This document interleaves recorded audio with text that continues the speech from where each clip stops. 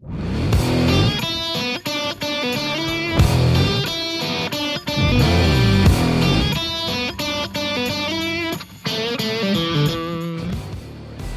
this is Matt Shepard, and coming up on this edition of Shep, Shower, and Shave, I can't help but wonder who's more frustrated as a fan base, here or in a couple of playoff cities.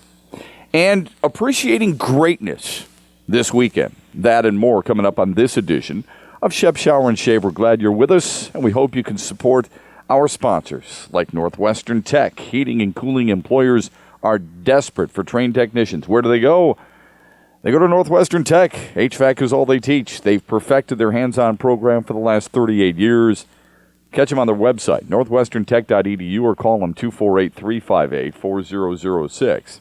We're brought to you by Hungry Howie's, the Michigan-based pizza company known as the original flavored crust pizza. It also has the best fundraiser around called Dough Raiser, right? That's what it's called, D-O-U-G-H, Raiser. If you're trying to find a way to simplify your ability to raise some money for your sports teams or your school groups, then it's an easy sell with Hungry Howie's. Go to doughraiser.com, and we're brought to you by Nate Knopf Designs. Find his work on Instagram or on Facebook. We know around here the Detroit Tigers were a massive disappointment. They won 64 games. We know they're in a rebuild. We've had our opportunities, right, to celebrate championships for a division, going to a world championship, coming up short, but still going there in 2006 and 2012, for example, feeling like you were the better team than St. Louis in 2006. I sure as hell did. I did not think that 2006 World Series was going to be much of a challenge for Detroit. As much as I give a ton of respect to Tony La Russa and Albert Pujols and those St. Louis Cardinals, I was very confident in the Detroit Tigers' ability to finally win for the first time since 1984. I mean, if you looked at it back then, you and I did, we saw a team that was playing well, even during the regular season at 95 wins, taking on a St. Louis team that won 83 games. I mean, they were only 5 games over 500. Okay, they had gone into the postseason on a slide. They had lost 7 of their previous 10. They were terrible on the road. They were a minus 13 on the road. And folks, if you looked back on that season, any team in 2006, any team that was a plus in run differential in the National League, of all the teams that were plus, all right, the Mets, the Phillies, the Braves, the Cardinals, the Astros, the Padres, who won the West back then, and the Dodgers. There were 7 teams who had a plus-minus of in the red, or in this case in the green, okay, because in the red is bad, or in the black, if you will. They were a plus. The Cardinals had the second worst. They were a plus 19. They only outscored their opposition by 19 runs that year. Put it in perspective, Detroit had outscored their opposition by 147 in 2006. When those two franchises met in the Fall Classic and Detroit lost, the Tigers had outscored the opposition going into the postseason by the second most runs in baseball. Only the Yankees had outscored their opponents by more. Now, Detroit wasn't playing great going into the postseason either. They had lost their last 5, if you recall, because they blew a chance at winning the Central. Minnesota ended up winning it. But the bottom line is, Detroit offensively, very gifted. Good at home, good on the road. Their numbers indicated as such. And they also won 12 more games during the regular season than St. Louis. Didn't matter, but we felt like, okay, you get there, you feel pretty good, and you see the fruits of the labor. You feel really positive. You got a guy at the helm. You got some key guys who are part of your rotation, youth, and so on and so forth. Fast forward now to disappointments from 2006 all the way until Brad Ausmus was fired this past offseason, and you recognize there is a need for a rebuild. We understand that. Who that's built around and who's going to be at the helm, I'm not quite sure. All right? There was an article earlier this week about Dave Martinez has to be considered a bench coach for the Chicago Cubs right now. He should be. He should be really your front-running candidate, I believe. But that's neither here nor there. Fast forward to 2017, okay? The Washington Nationals and the Cleveland Indians. You talk about heartbreak here. The Cleveland Indians were playing better baseball than anybody in the game. 102 knockouts, had won 7 of their previous 10 going in. They had won 11 games more than the New York Yankees, the team they were about to play. And Cleveland, and I know sometimes you don't necessarily buy in this statistic. I think it's pretty important. If you're looking at the plus-minus for run differential, nobody was better than the Cleveland Indians in all of baseball. The Cleveland Indians had outscored their opposition by 254 runs. They had 53 road kills. 53. They and the Houston Astros were tied for the most in all of baseball. I mean, this is a dominant team. And yet the Yankees, a wild card team, were able to win 3 straight against Cleveland. Disappointment? Especially after last year? Absolutely. Does it coincide, match, surpass the disappointment of the Washington Nationals? Washington has been around since 2005. You know the history of the Washington Senators, the Montreal Expos, now Washington. In the nation's capital since 2005. They won their division for the last 6 years. Folks, each of those division-winning teams won over 90 games. You win over 90 games, you've done something. It's pretty special. It's a tough thing to do. It really is. Washington won over 90, the only team in the East. The Cubs won over 90, the only team in the Central. A couple of teams won over 90 in the West. The Dodgers and the Diamondbacks. In the American League, it was Houston, Cleveland, Boston, and New York to win 90 or more. You win 90 games, you get a pretty damn good shot at reaching the postseason. So a team that I personally thought was going to go to the World Series. Scherzer, Strasburg. Is there a better 1-2 punch? I know you love Verlander. You think Verlander-Keuchel is better than Scherzer and Strasburg? I don't. Maybe Kluber-Carrasco? Sure, that's arguable. Although Kluber sure as hell wasn't very good in that series against New York. It's not. Don't give me Severino and Sabathia. That sure wasn't the case. Could it be Kershaw and who? Fill in the blank. Darvish?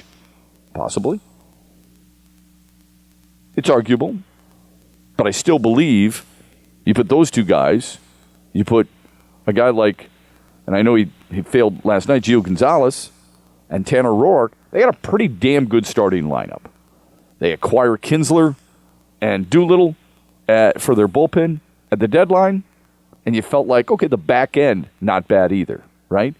Offensively, they look really gifted. Zimmerman at first, pretty damn good player.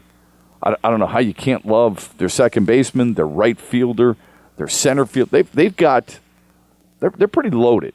Washington's pretty loaded, and they should be able to make it a run again next year. But we're talking about disappointment here. They've never won a playoff series. It's not that they've never won a World Series. They've never won a playoff series. And think about the talent they got. I just mentioned, second baseman David Murphy. You look at their shortstop, Trey Turner, really dynamic player, right? Anthony Rendon, good player at third base. How do you not like Bryce Harper? Okay? Jason Worth, probably not worth what they were paying him. Matt Wieters, maybe over the hill. But bottom line is they got some really key components. But they've never won a playoff series. They've had Rookies of the Year. They've had MVPs. They've had Cy Young Award winners. They've had multiple All-Stars. They've had a slew of Silver Sluggers. Folks, they won their division by 20 games this year. There's only one team, the Houston Astros, who had a bigger cushion, and they won by 21 against the likes of the Angels, Mariners, Rangers, and A's. And you could say the same thing about the National League East, because the East isn't great either. Marlins, Braves, Mets, and Phillies all stink. They did what they were supposed to do, right? They went out there. They got it done. They ended it quickly. Still played competitive ball to the end. got 97 wins, got home field advantage in the first round against the Cubs. They needed it, supposedly. Couldn't protect a 4-1 lead. Failed to get the job done. Think about this. In the end, they played 5 more games than the worst team in baseball. That's it. They played 5 more games than the Tigers. Do you think their fans are left wondering if their team is just as far away as ours? And before you answer that, a reminder. They have never won a playoff series. You and I used to talk a lot about Dave Dombrowski trying to fix the bullpen. Can't fix the bullpen, Shep. It's terrible. They don't do a very good job. They can't do it, blah, blah, blah, blah, blah. Right. But they tried. It wasn't successful, but they tried. Same thing in Washington. They're trying to fix their bullpen. They're trying to find the right mix of guys, and they don't have an answer. What's more frustrating? You know what it is? They've got one more window. That's it. One more window to kick the can. They got Scherzer still under contract. They got Strasburg still under contract. They got Roark for 2 more years. Zimmerman's 34. Okay? Harper, 1 more year under contract. Trey Turner, nice player. Weeder's getting a little older. Rendon's under contract for another year. They've got 1 more year to try and fix that thing in the nation's capital. Now, should they be on the outside looking in? Well, look, this is going to be debated for a long time, what took place last night. I don't know if you stayed up and watched it. It's funny how we bitch about 4-hour baseball games when the Tigers play them, and we do. I'm one of them. Last night, look at how long that game lasted. My God, man. I mean, that game was, at times, it was really entertaining. And there were other times where you're like, oh my God, how is this continuing? Are these two teams really playoff baseball teams? Considering the amount of mistakes that were being made? And it's funny how things get glossed over when teams win or when teams are actually in the postseason. You know, there are certain times when you look at it and you think to yourself, Joe Girardi, good manager? Yes. Major faux pas earlier in this series against Cleveland? Absolutely. Come back to haunt him? Only if the Yankees lose. Same thing with Dusty Baker last night and the Washington Nationals. And really Major League Baseball. There needs to be some type of better explanation on what happened last night in the 5th inning. And probably in the later stages, too, that we'll get to. Now, I don't want to take anything away from the Cubs. I'm not a Cubs fan, but I do not want to take anything away from what they just accomplished because that ain't easy, doing what they did. All right? Going into Washington, a team that is desperate and so on and so forth. You get the whole deal, right?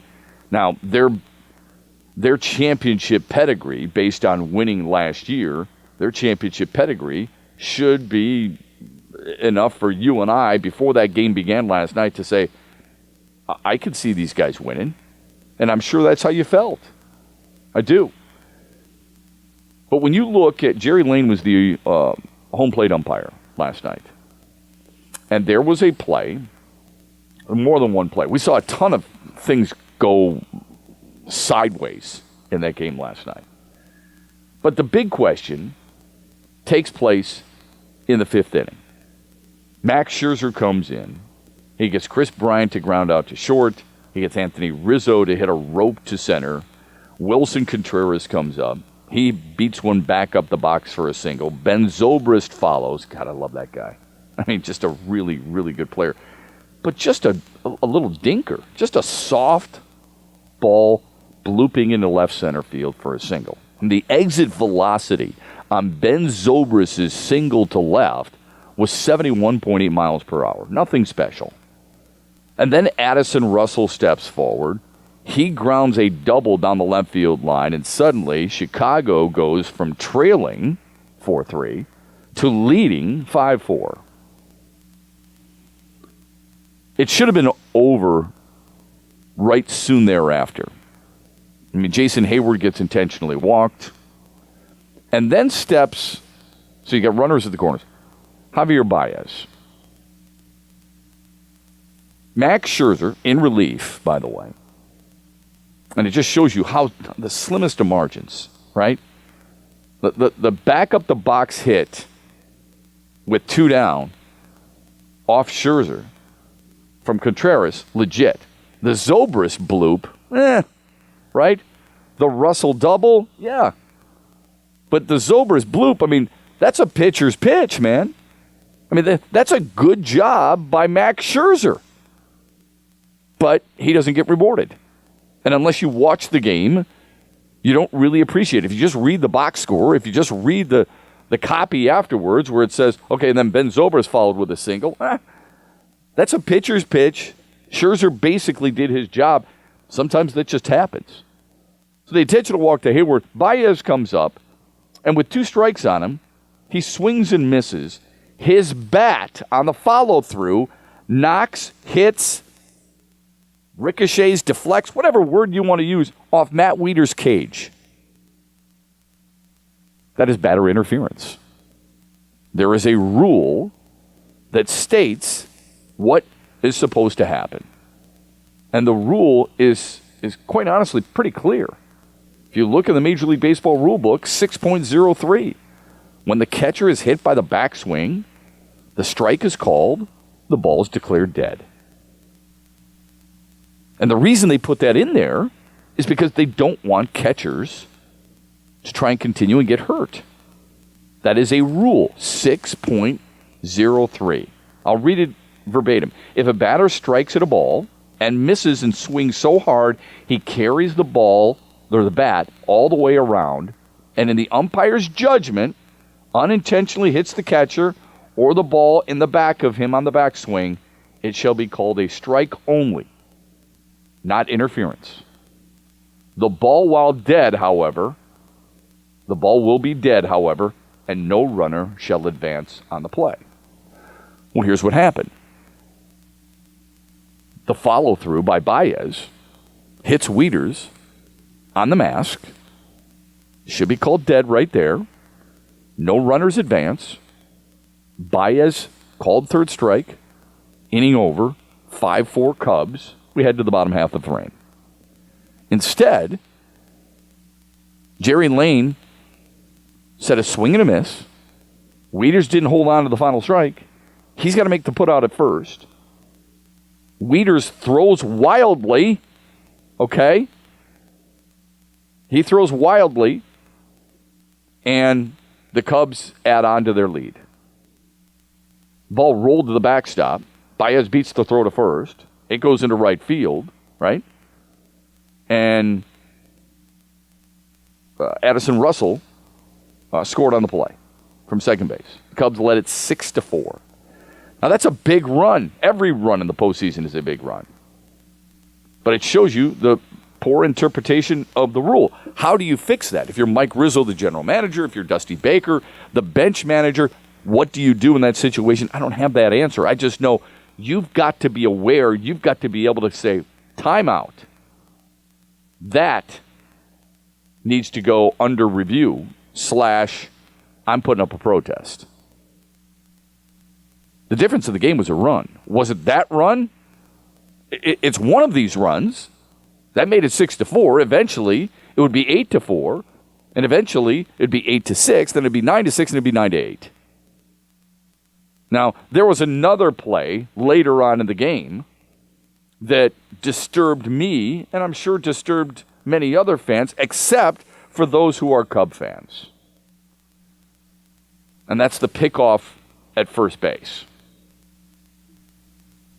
And it's a really good throw by Contreras, okay? It really is. I mean, it's amazing. But just so you know, I mean, Jose Quintana is pitching. He comes in after a walk. And then he faces Lobaton, who he's on base. He's on first base, all right? And this is in the ninth, I'm sorry. Is that in the ninth? I'm trying to think. Anyway, he singles to center, and he gets picked off. No, that's not the ninth. I think it was the seventh. and he gets picked off, first base. Throw behind him, Rizzo with a nice tag. Look, when you slide back into the bag's not giving. This is not when, back in the 1970s and 1980s, when managers used to go out, hammer in a spike that has an eyelid on it, and you tie the bag in that allows it to move. Those bags aren't moving. Lobaton slides back in. He beats the throw. He's safe originally. Rizzo keeps his glove on him. There's no give. His ankle can't give or he breaks it. The base isn't going to give because it's anchored in there. So he's bound to pop up. Rizzo keeps it, and his foot's off the bag for a slight second, maybe. And I couldn't even tell that it was decisive. You could overturn the call on the field of play. But they overturned it, and the wind just sucked right out of the entire building. But going back to the top half of that frame, the thing that kind of blew my mind, top of the seventh, right? And the Cubs are out there, and they're looking to pad their lead. And it's 8-6. And Chris Bryant is a guy who is hit into there's runners at the corners, and there's one out. And Chris Bryant has only grounded into 8 double plays all year long. He's got an 0-2 count in him. Dusty Baker, who, by all intents and purposes, is a good manager, right? I mean, I know a lot of Tigers fans who used to call my show and say, I wish the Tigers had hired him. How did you feel, look, he's a better manager than Brad Ausmus, no question. How did you feel about his game planning last night? Chris Bryant's up, runners at the corners. You want to play the middle of your infield back for a double play, I get it. Until it's 0-2. He doesn't hit into double plays, man. He's only hit into 8 all year long. And what do? You play everybody back? You're going to concede the run almost? You're thinking you're going to get a double play off this guy who's only hit an 8 all season long? What does he do? He grounds to third. Fielder's choice at second. They can't twist it. David Murphy can't twist it fast enough. Another run scores. That makes it 9-6. Brian on first base. He gets stranded, obviously. But the point is, Dusty Baker on an 0-2 pitch to Chris Bryant, what does he do? He keeps his infield back. Why would you do that? I thought that was rather strange. Cubs move on. They get the Dodgers. And then you got the Yankees and the Astros in the American League Championship Series that begins tonight. I personally thought before the playoffs began, I picked the Astros and the Nationals. I'm going to be wrong at least about the National League representative. Shep, Shower, and Shave brought to you by Northwestern Tech. At Northwestern Tech, HVAC is all they teach. They've perfected their hands-on program for the last 38 years. They've got flexible scheduling that allows you to keep your job while training for an actual career. Go to their website, northwesterntech.edu. We're brought to you by Nate Knopf Designs. Find his work on Instagram and on Facebook. And we're brought to you by Hungry Howie's. Families eat pizza at least once a week. It's an easy sell if you have to fundraise for your sports team or your school group. The easy sell is Dough Raiser. Go to doughraiser.com. I thought a pretty interesting statement made by Michael Jordan recently. Did you read about this? Michael Jordan, who I can't stand, but brings up a very interesting debate on what's going on in his sport right now. And here's what it is. He thinks, and he told this to a magazine recently, he thinks this: if you're going to do the whole super team thing, and that's what it's coming down to, that means you're going to have 28 teams, he says, are garbage. Are people tired? I know I am. Are people tired of the whole let's build a super team label? Because basically, and it was an interesting comeback by Kevin Durant, but it's basically saying there's 3 teams that have a chance to win the title. Isn't it? 3 teams. The Golden State Warriors, the Boston Celtics, and the Oklahoma City Thunder. Is Cleveland still in that mix? Derrick Rose, another? I don't know. I don't know how many people care right now, but I do think it's rather interesting that even a guy like Michael Jordan, comes out and says, I'm getting a little tired of this. I think this is a bad model. Now, Kevin Durant came out and said, hold on a second. Is it really my fault that Orlando can't play the competitive basketball that is needed to stay in contention? There's only so many of me that can go around. I can't necessarily play for every team. That's not even, I don't think, Mikey's point. I think his point is we've gotten away from teams building their product. There's nothing wrong with trades and so on and so forth. But it seems like everybody's angling toward that one team. Now, how did it become Golden State? Well, that's pretty easy. It became Golden State because you've got Steph Curry, Klay Thompson, and Draymond Green. That's pretty damn good. A lot of people want to play with those guys. Do they want to play to win, or do they want to play for their stats? Or look, damned if you do, damned if you don't. If you go someplace just to pad your stats, then you're selfish. If you go someplace to play with other great players, many people feel like you are, what? Taking the easy way out. So that's a tough thing to try and win over, right? But when you have the greatest player, arguably, the greatest player in the history of the game coming out saying, you're going to have one or two teams that are going to be great and another 28 teams that are going to be garbage. That's a tough thing to take. Now, the Cavs got to be in that conversation, right? But here's what you have. You got the Cavs and the Celtics in the East. Because the Celtics now have Kyrie Irving, Gordon Hayward, and Al Horford. Is it Gordon Hayward's fault that he wants to go play with Brad Stevens, his college coach? Is it anybody else's fault that Danny Ainge was able to swing a trade to bring Kyrie Irving to Boston? That's good general managing as far as I'm concerned. Oklahoma City got Russell Westbrook, Carmelo Anthony, Paul George. Oklahoma City traded for Carmelo Anthony and Paul George. I give him credit for that. Houston Rockets, Chris Paul, James Harden. I mean, you could argue that it's made it much more interesting.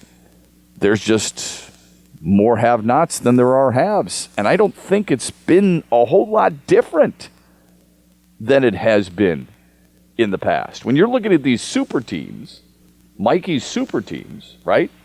That's what he's talking about. He's looking at the super teams. Go back to his heyday. Seriously, go back to his heyday. How many teams were given the chance at winning a title? Pacers were pretty good back when, in the mid-90s. Obviously, you look at what the Pistons were able to do in the early 90s, late 80s. There was a time where the Magic won 57 games, the Knicks won 55 games, and then there was nobody else in the Atlantic Division. The Central had the Pacers and the Hornets win 50 games, and then really nobody else. Let's see here, the Pistons, that was brutal. And in the West, you had a couple of teams win 60, the Spurs and the Jazz, and then you had the Suns and Seattle and the Lakers. Come on, there's always been haves and have-nots in the NBA, especially. So as much as I would like to agree with Michael Jordan, as much as I would like to see other markets get some of these marquee players, that's the bigger issue. The bigger issue is how in the world does a city like Milwaukee, a city like Indianapolis, the Indiana Pacers, a city like Detroit, a city like Charlotte, how do they reap the rewards and stay in the mix with the teams that are able to lure those big-name guys? How do they do that? Start by drafting pretty well, get some young players that other players might want to play with, if that's the mindset of the league now, or make some better trades. Appreciating greatness. The Lions play in New Orleans this weekend. And Detroit's had good success against the Saints recently. Not in the playoff game, but recently. In order for them to win 4 straight, they're going to have to score some points because the belief is that New Orleans is going to score some points. And it's not that New Orleans has this great balance per se, all right? No one's out there going, wow. They are the second coming of the New England Patriots. Look at what they're able to do so far, running the football and so on and so forth. No, not necessarily. I mean, they're 21st in the league in rushing offense. They average 94 yards per game. Detroit is right back to where it used to be, by the way. The Lions are now ranked 26th. Attaboy. It's a way to fix it, man. Rick Wagner, TJ Lang thought really good acquisitions. Folks, we're only 5 games deep into a Lions season, so let's not panic. But my God, they still can't run the football. It's amazing to me. They're averaging 87.5 yards per game. That's so whacked. Anyway, New Orleans is going to be able to score the ball. And both teams are right around top 10. New Orleans 12, Detroit 10. Because of one guy. I mean, it's Drew Brees, right? Yeah, I agree. Drew Brees is a, for sure, first ballot Hall of Famer. And sometimes we don't appreciate some of the athletes we see. We've had this discussion about Miguel Cabrera quite a bit. We had the discussion about Grant Hill back in the day. Grant Hill was one of the greatest players of his era. We didn't appreciate it nearly enough in Detroit. Maybe to a certain extent the same thing with Miguel Cabrera right now, although I wouldn't put him in the same category because we constantly hear announcers say, greatest right-handed hitter I've ever seen. For me, it was Albert Pujols, but whatever. He's still one of the best. I want you to think about what Drew Brees... Everyone brings up Tom Brady in the 6th round, and it's fair because it's the greatest 6th-round draft pick ever. Drew Brees lasted till the 2nd. And when Aaron Rodgers drops, right, to number 24 or whatever it was, when he came out of Cal, everyone's like, oh, my God, now, how can you look back? How come nobody says this about Drew Brees? He was the first pick taken in the 2nd round. The 2nd round. Mike Vick was the first quarterback taken in that draft. First quarterback, all right? If you look at that 2001 draft, and you look at some of the names, you think to yourself, are you serious? The 2nd pick was Leonard Davis. He's a guard out of Texas. A guard was taken ahead of Drew Brees. And I'm a big interior offensive line believer. I like taking centers and guards. I think they're really important. 2nd overall is way too high unless you're giving me the second coming of John Hanna. Gerard Warren by the Cleveland Browns, a defensive tackle out of Florida. He was taken 3rd. Justin Smith was taken 4th. Justin Smith, the defensive end out of Missouri, was taken ahead, that far ahead of Drew Brees. LaDainian Tomlinson was taken 5th. He's a Hall of Famer. He was taken by the same San Diego franchise that drafted Drew Brees, but then also let Drew Brees go. Let me give you some other names that were taken ahead of Drew Brees in 2001. Andre Carter. Who? David Terrell. You remember him. Corey Robinson, a wide receiver out of NC State. Dan Morgan, a linebacker out of Miami. Kenyatta Walker, another Florida lineman, this time on the offensive side of the ball. Damian Lewis, ever hear of him? He was a defensive tackle out of Miami. St. Louis Rams took him. All right? He was the 12th overall. And he had not a bad career. Not a bad career. But he ain't going to Canton, right? And I know that's a hard thing to try and figure out. There are some legitimate guys taking it. Steve Hutchinson was really good, right? Santana Moss, I can get it, right? I understand it. Deuce McAllister, okay, maybe. Jeff Backus was taken ahead of Drew Brees. Michael Bennett, the running back out of Wisconsin, was taken ahead of him. Ryan Pickett, who? Derek Gibson, who? Right. Todd Heap, all taken ahead of Drew Brees. The legitimate ones, Reggie Wayne, I would say, but he was the pick just before because he was the last pick in the 1st round. Drew Brees was taken 32nd overall.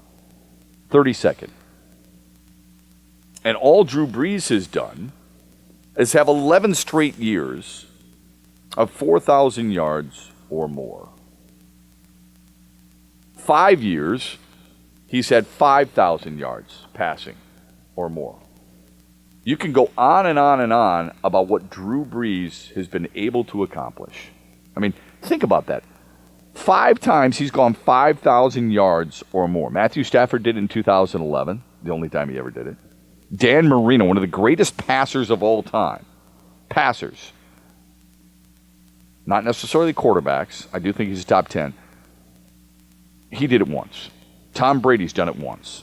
He did it the same year Stafford did it. Peyton Manning did it once. Right? Well, wait a minute. Let me take that back. Not just once for Manning. I shouldn't have said that. Manning threw for the most yards. If you look at the top 9 passing seasons, Drew Brees has 5 of the top 9 in the history of the sport. Stafford's is 9th, by the way. We talk a lot about Stafford's great drives. Drew Brees, since 2006, 28 game-winning drives. He's got 103 wins. Only Brady and Manning have more. His completion percentage, ridiculous. Absolutely ridiculous. Last year, he completed 70% of his passes. This year, he's pretty damn close to it. And for his career since 2001, despite an injured shoulder and San Diego saying he can't play anymore, we're letting him go, his career passing percentage is 66.7%. Tops in NFL history. And it's not like this guy rarely throws the ball. I mentioned the 11 straight years of 4,000 yards or more. How about 14 3,000-yard seasons? There was a time where, from 2009 to 2012, he had 54 straight games with at least 1 touchdown. He's made 9 Pro Bowls. Everyone gives Sean Payton a lot of love, and probably rightfully so, but is his team even close? Is that New Orleans team, do they even have bags in their hands rather than over their heads without Drew Brees? I don't think so. He's gone 11 straight years of 25 touchdown passes or more. That's really impressive. Actually, it's 12. Excuse me. Peyton Manning holds the record with 16. He's gone 9 straight years of 30 touchdowns or more. I could go on and on and on about just how good this dude has been. Remember, when he came out of Purdue, remember what happened. Despite all the accomplishments that he had at Purdue, under Joe Tiller and their offense, I mean, when he left Purdue, he had 2 NCAA records and 13 Big Ten records. He also had 19 Purdue records. Still the Big Ten record holder in just about every passing category. All right? Completions, yards, touchdowns, and stuff going into this season.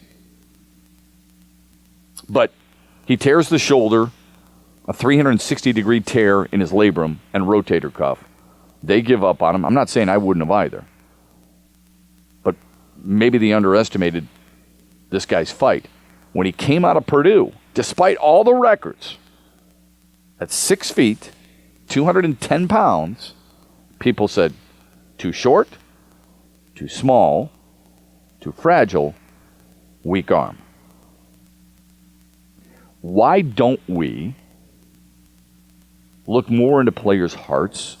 And I know that's a difficult thing to do sometimes, but why do we always measure athletes based on size and weight instead of, God damn, that guy's got a lot of fight? He does. Now, I'm not saying back in 2001 or 2002, and I think he made the Pro Bowl, and I forget, he was a Chargers starting quarterback in 2002, and then in 2004 made the Pro Bowl after he had suffered that shoulder problem. But when San Diego decided to give up on him, all right,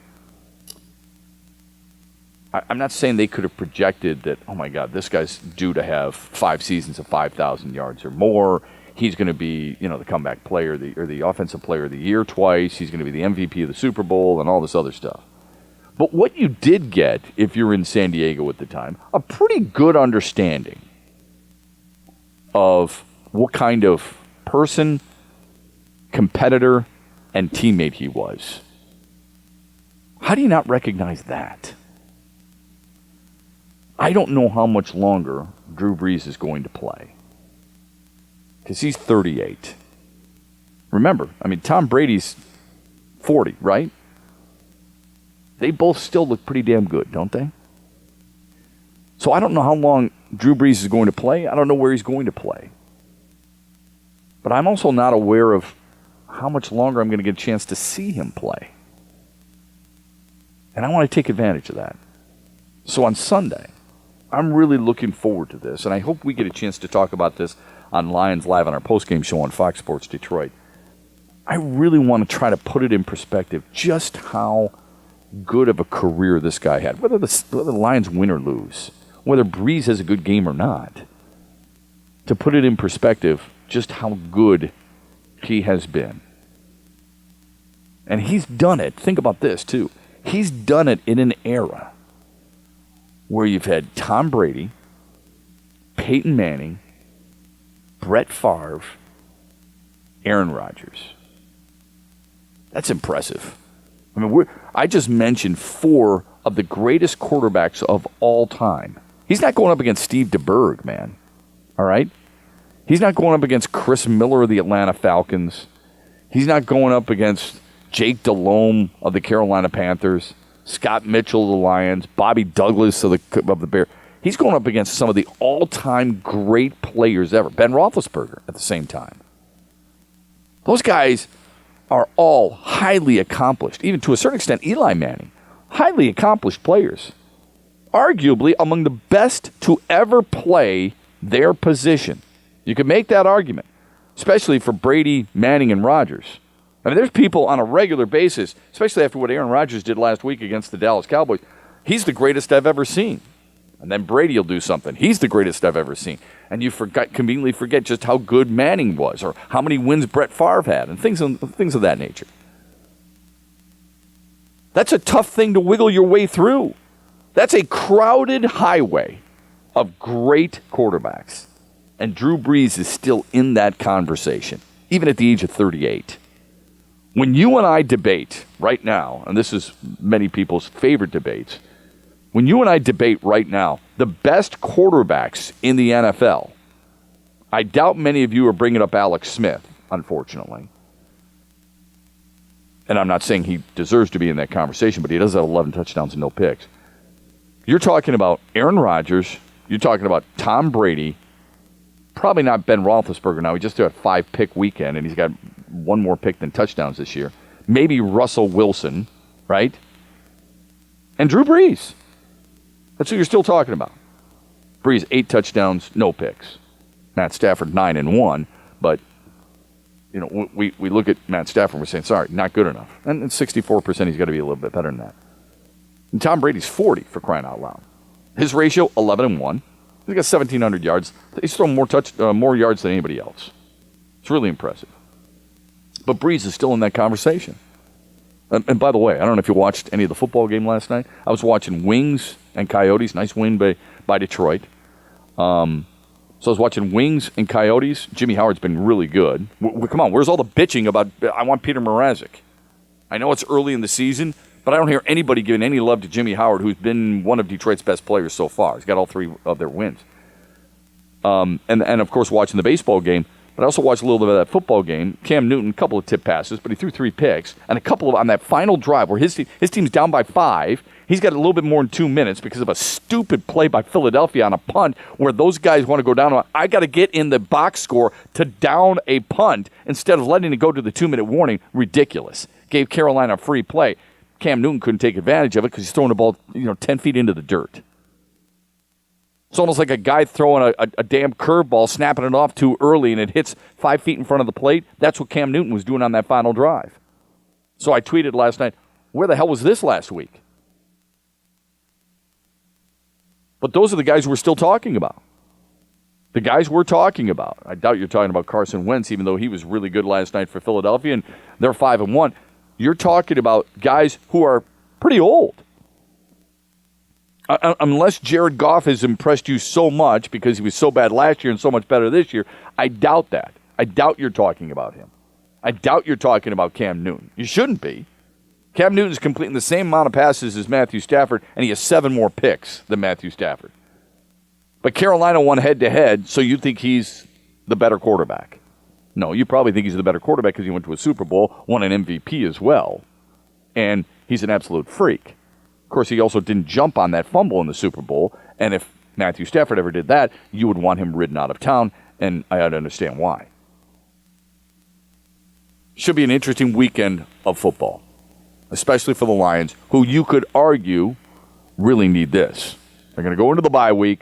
Matthew Stafford and anybody who's nicked and bumped and bruised, TJ Lang and so on and so forth, are going to be able to get a little much-needed rest before they come back and play an underwhelming Pittsburgh team. And then Green Bay. Remember, I told you this last week, or maybe it was earlier this week on the podcast. That was supposed to be the tough part of their schedule. They've navigated it pretty well so far at 3-2. You have a chance to be 4-2 going into the bye big, really big, against a Saints team that has yet to turn the football over. Yet to turn it over. The only team in the NFL yet to turn the football over. It's conducive for scoring. Let's see if Detroit can keep pace. We'll be talking about it next week on Shep, Shower, and Shave. Thanks for joining us. Have a great weekend. We're brought to you by Northwestern Tech, Hungry Howie's, and Nate Knopf Design.